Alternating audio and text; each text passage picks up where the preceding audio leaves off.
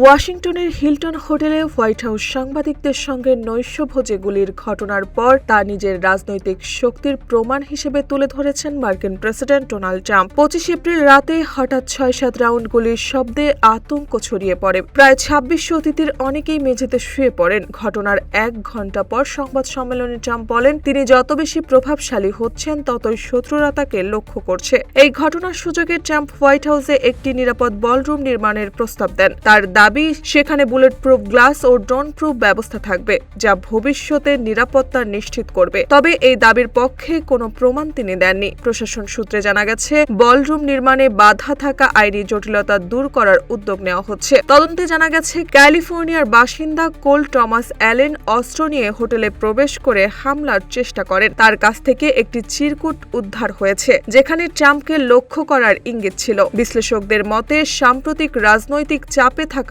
Trump এই ঘটনাকেও নিজের পক্ষে জনসমর্থন বাড়ানোর কৌশল হিসেবে ব্যবহার করছে।